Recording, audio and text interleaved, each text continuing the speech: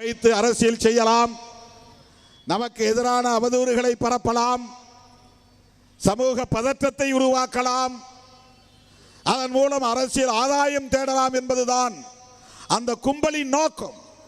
அவர்கள் யார் என்பதை நாம் புரிந்து கொள்ள வேண்டும். மதுரையில் எத்தனையோ பிரச்சனைகள் உண்டு, தமிழ்நாட்டில் எத்தனையோ பிரச்சனைகள், போராட வேண்டிய பிரச்சனைகள், வாதாட வேண்டிய பிரச்சனைகள் உள்ளன. ஏன் திமுக அரசை எதிர்த்து போராடுவதற்கு எத்தனையோ பல பிரச்சனைகள் இருக்கின்றன. இந்தியா முழுவதும் பல பிரச்சனைகள் இருக்கின்றன.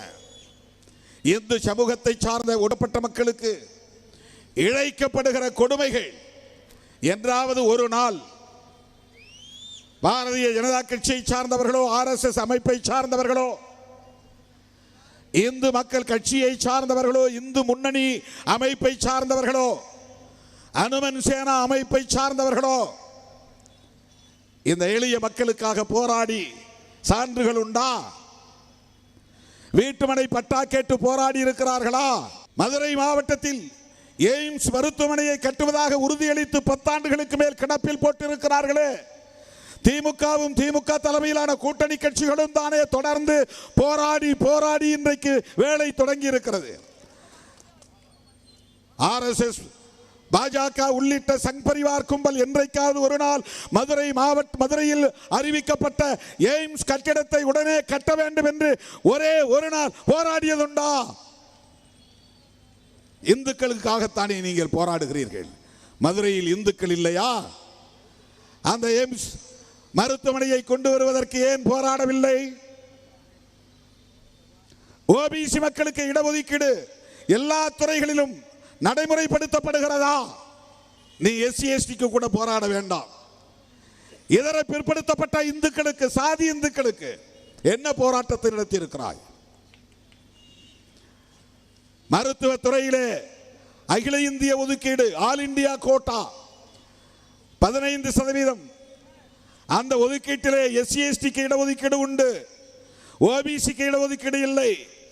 அதை கண்டுபிடித்து அவர்களுக்கும் இடஒதுக்கீடு கொடுக்க வேண்டும் என்று போராடிய இயக்கம் விடுதலை சிறுத்தைகள் கட்சி. RSS போராடியதா? BJP போராடியதா?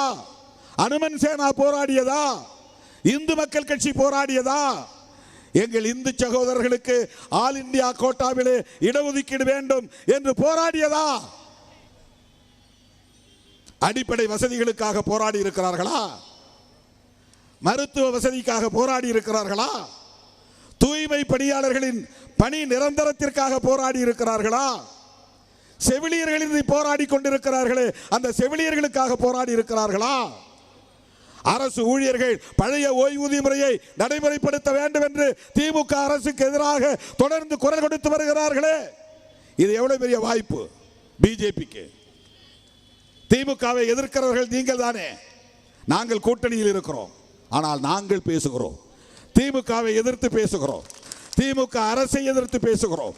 ஓய்வூதிய முறையில் பழைய முறையை நடைமுறைப்படுத்துங்கள் என்று நாங்கள் சொல்லுகிறோம். வெட்கங்கெட்டவர்களே, என்றைக்காவது நீங்கள் அதை பற்றி பேசி இருக்கிறீர்களா? தனியார் சொத்துக்களை எல்லாம் தேசியமயமாக்கியது காங்கிரஸ் அரசு.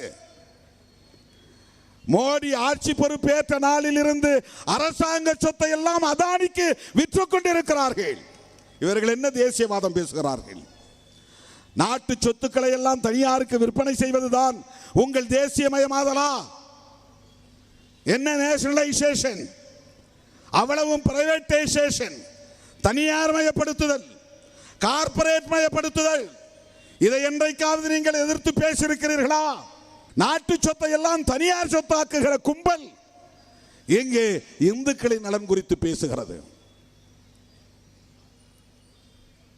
உயர்கல்வியிலே இன்றைக்கு இந்துக்கள் எந்த அளவுக்கு வளர்ச்சி அடைந்திருக்கிறார்கள்? தமிழ்நாட்டிலே வளர்ச்சி அடைந்த கூடிய அளவுக்கு இதர மாநிலங்களிலே பிஜேபி வளர்ச்சி ஆட்சி இருக்கக்கூடிய மாநிலங்களிலே வளர்ச்சி அடைந்திருக்கிறதா?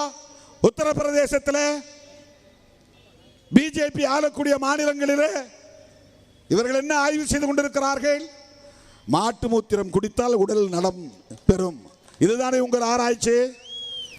சாணத்தை உருட்டி தின்றால் ஆயுள் நீடிக்கும், இதுதானே உங்கள் ஆராய்ச்சி. என்ன செய்து கிழித்திருக்கிறீர்கள்?